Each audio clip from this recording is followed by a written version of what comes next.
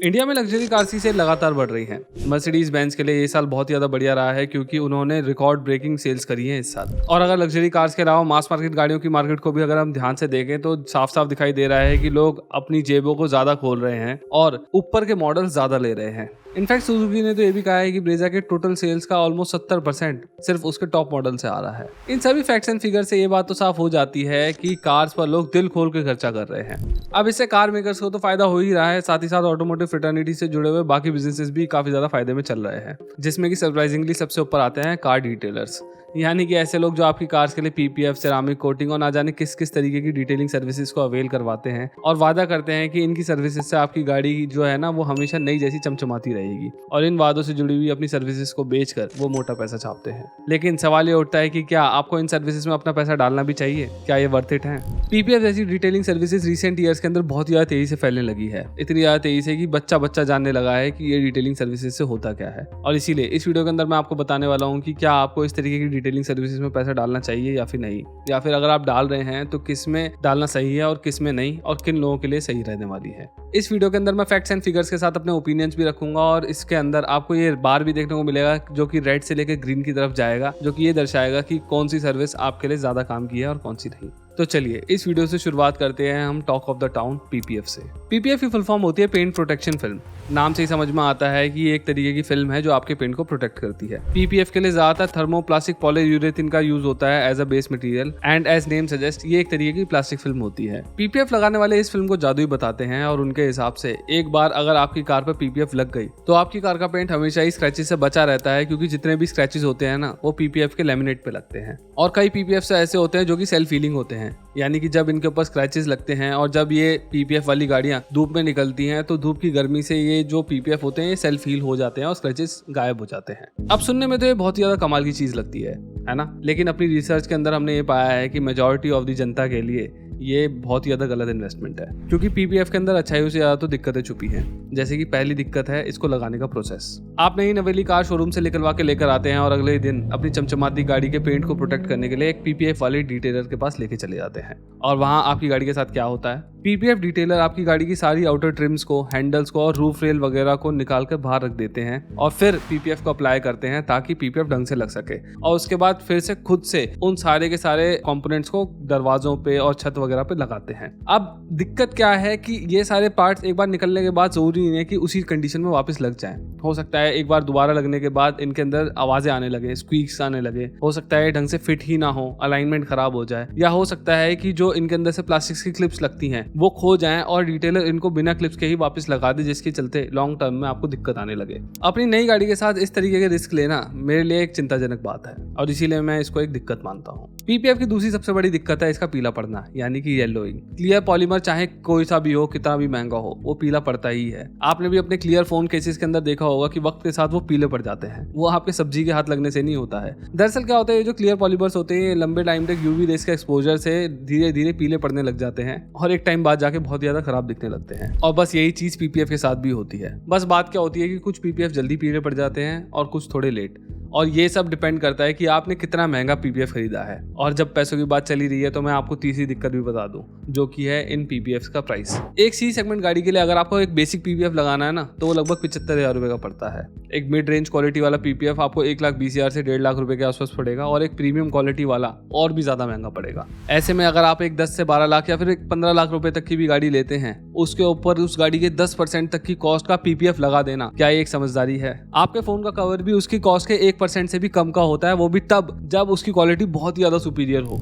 तो पीपीएफ के लिए इतना ज्यादा पैसा चार्ज क्यों किया जाता है वो मेरे को समझ नहीं आता। और वो भी तब जब ये पीपीएफ आपकी कार के पेंट को पूरी तरीके से प्रोटेक्शन भी नहीं देता है। पीपीएफ सिर्फ माइनर स्क्रैचेस और सॉल्व मार्क से ही आपकी गाड़ी के पेंट को प्रोटेक्शन देता है। और जहां डेंटिंग और पेंटिंग का खर्चा सिर्फ 2 से 3,000 रुपए आएगा, वहीं पीपीएफ का खर्चा 8 से 10,000 रुपए तक आ सकता है। मुझे समझ में नहीं आता कि इसे गाड़ी के पेंट को प्रोटेक्ट करने के लिए बनाया जाता है या फिर आपकी जेब में छेद करने के लिए। और हाँ, एक बात तो मैं बताना भूल ही गया, पीपीएफ को लेके जो सेल्फ हीलिंग वाले दावे किए जाते हैं ना, ये भी सिर्फ कुछ टाइम तक ही वैलिड है। बार बार स्क्रैचेस लगने से और सन की रेस पड़ने से ये पीपीएफ अपनी ये वाली क्वालिटी भी खोने लग जाते हैं, यानी कि 1-1.5 साल बाद अगर आपके पीपीएफ पर स्क्रैच लगते हैं तो वो हमेशा दिखते रहेंगे। और इससे भी बुरी बात तो ये है कि कुछ केसेस में ऐसा देखने को मिला है कि जब इन पीपीएफ को लंबे टाइम तक गाड़ी के ऊपर लगा के रखा गया है ना, और जब इन्हें बाद में निकाला गया है तो इनके साथ साथ पेंट भी निकल के बाहर आने लग जाता है, जो कि एक बहुत बड़ी सरदर्द और खर्चे वाली बात है। तो पेंट प्रोटेक्शन फिल्म मेरे हिसाब से सिर्फ उन्हीं लोगों को लगानी चाहिए जो कि बहुत ज्यादा पैरानॉइड है कि भाई एक भी स्क्रैच ना दिख जाए गाड़ी के अंदर, या फिर जो बार बार गाड़ी को हर 5-6 साल बाद रीपेंट नहीं कराना चाहते हैं, उन लोगों को लगाना चाहिए। उनमें भी वो लोग जो सिर्फ 70 से 80 लाख रुपए तक की गाड़ी खरीद रहे हैं, क्योंकि मेरे हिसाब से 10-15-20 लाख रुपए की गाड़ी के अंदर इतनी महंगी चीज लगाना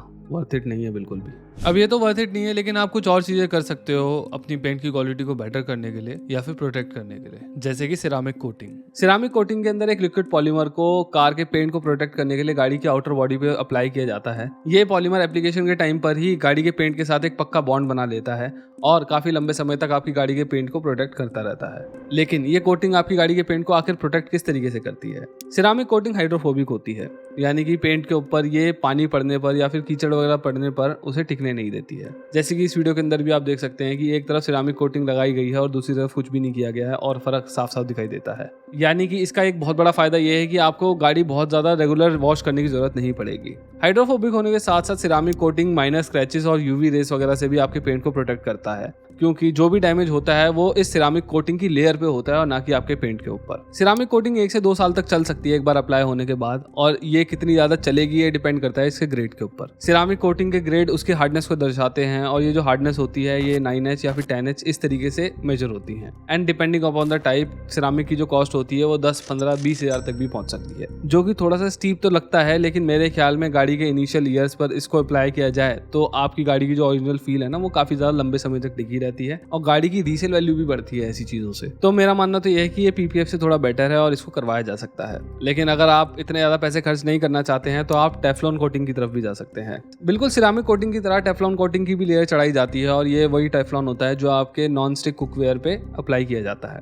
टेफ्लॉन कोटिंग भी सिरामिक कोटिंग की तरह ही आपकी गाड़ी को प्रोटेक्ट करती है, बस फर्क ये है कि जो इसकी लाइफ होती है ना वो सिरामिक कोटिंग के मुकाबले थोड़ी कम होती है। माना जाता है कि 6 से 8 महीने तक ही ये चलता है और उसके बाद दोबारा से इसको अप्लाई करना पड़ता है, लेकिन जो इसकी कॉस्ट है ना वो सिरामिक कोटिंग से काफ़ी कम होती है। 5 से 10 हज़ार रुपये के अंदर आप टेफ्लॉन कोटिंग एक एक्सपर्ट के द्वारा अप्लाई करवा सकते हैं। वैसे ये जो प्राइसेस मैंने बताए हैं ना, चाहे वो सिरामिक कोटिंग के हो या फिर टेफ्लॉन कोटिंग के हो, ये मैंने तब बताए हैं जब आप ये काम किसी प्रोफेशनल से करवाते हैं। सिरामिक कोटिंग हो या फिर टेफ्लॉन कोटिंग हो, इन सब की जो किट्स होती है ना वो आप बाहर से भी खरीद सकते हो, जैसे अमेजोन वगैरह से, और अच्छी क्वालिटी की किट आपको 2 से 3 हज़ार रुपये में मिल जाएगी और इसको आप घर पे खुद से अप्लाई कर सकते हो। लेकिन हाँ, इस काम के अंदर आपको थोड़ी सी एक्सपर्टीज चाहिए, क्योंकि अगर आपने कुछ गलती कर दी ना तो अच्छा होने के बजाय पेंट और भी ज़्यादा खराब हो सकता है। और साथ ही साथ सारे के सारे प्रोटेक्टिव गियर्स के साथ ही आपको ये काम करना होता है ताकि जो हार्मफुल केमिकल्स हैं वो आपकी डायरेक्टली स्किन पे ना लगे और आपकी सांस के अंदर ना जाए। वैसे इन कोटिंग से अलावा जो आप चीज़ अपने घर पे खुद भी कर सकते हो वो है वैक्स। वैक्स इनसे सस्ती होती है, इनके मुकाबले जो प्रोटेक्शन है वो भी कम प्रोवाइड कराती है, लेकिन ये बहुत ज़्यादा सस्ती होती है और 3 से 4 महीने ये भी चल जाती है। तो ये भी एक बेटर चीज़ है अगर आप अपनी गाड़ी के दीवाने हैं और उसको प्रोटेक्ट करके रखना चाहते हैं तो।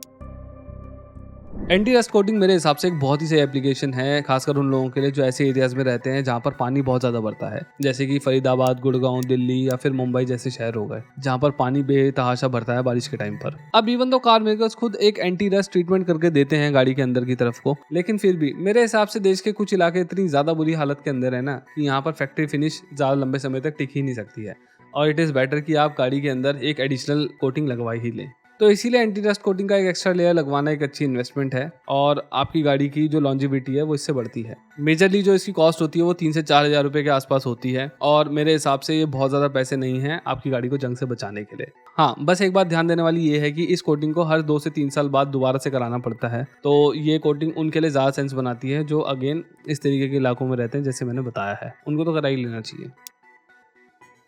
रैट मैश कोई डिटेलिंग सर्विसेज के अंदर तो नहीं आती है, लेकिन ये आपको आगे चलकर आने वाले डिटेलिंग सर्विसेज के कॉस्ट से बहुत ही अच्छी तरीके से बचा सकती है, क्योंकि ये चूहों को आपकी गाड़ी के अंदर आने से रोकती है। हम जैसे कई लोग ऐसे इलाकों में रहते हैं जहाँ पे चूहों की भरमार है और ये चूहे पता नहीं कौन कौन सी जगहों से हमारी गाड़ी के अंदर घुस जाते हैं, किसी कोने में पाए जाते हैं या फिर किसी कोने के अंदर जाकर दबकर मर जाते हैं और फिर वहाँ पे इतनी गंदी स्मेल आती है, समझ में नहीं आता कि ये चूहा मरा कहाँ है। तो ऐसे लोगों के लिए रैट मैश एक वरदान जैसा है, क्योंकि रैट मैश कार के कई ऐसे एरियाज में लगाया जाता है जहां से चूहे एंटर करते हैं, जैसे गाड़ी की अंडर बॉडी हो गई या फिर कई तरीके के वेंट्स हो गए जहां से चूहे अंदर घुस सकते हैं। रैट मैश बहुत ही ज्यादा कारगर साबित होता है क्योंकि ये स्टील से बना होता है, जिसकी वजह से चूहे इसको काट नहीं पाते हैं। तो अगर आप इन रैट वाली प्रॉब्लम से परेशान है या फिर आपके एरिया में बाकी लोग इन रैट वाली प्रॉब्लम को फेस कर रहे हैं, तो आप जल्द ही ये रैट मैश लगवा लीजिए। और सबसे अच्छी बात यह है कि जो रैट मैश होता है ना, इसको लगाना बहुत ज्यादा महंगा भी नहीं पड़ता है। कोई भी एक्सपर्ट मैकेनिक जिसको सारी एंट्रेंस पता है गाड़ी के अंदर की, वो इस काम को सिर्फ आपके लिए 1000 रुपए में कर सकता है। और जो रैट मैश की खुद की कॉस्ट होती है ना, वो भी बहुत ही ज्यादा कम होती है। ये एक वन टाइम सोल्यूशन है, जिसके बाद आपको ना चूहे मारने पड़ेंगे, ना उनके लिए कोई ट्रैप लगाना पड़ेगा, कोई दिक्कत नहीं आएगी उसके बाद। तो मेरे हिसाब से अब आप समझ गए होंगे कि कौन सी डिटेलिंग सर्विसेज आपको अपनी गाड़ी के लिए लेनी चाहिए और किन से आपको बचना चाहिए। तो इस वीडियो में बस इतना ही। अगर आपको मेरी वीडियो पसंद आई तो please consider subscribing to our channel. इस वीडियो को लाइक करिए, शेयर करिए और कमेंट्स में अपने विचार जरूर छोड़िए। और हाँ, शेयर दोबारा बोल रहा हूँ, शेयर जरूर कर देना उन लोगों के साथ जो कि नई गाड़ी लेने वाले हैं या फिर चूहों की प्रॉब्लम से परेशान है या फिर सोच रहे हैं कि भाई PPF लगाएं, 1.5 लाख रुपये का खर्चा करें गाड़ी पे, तो उनको जरूर दिखा देना है वीडियो। ठीक है, थैंक यू।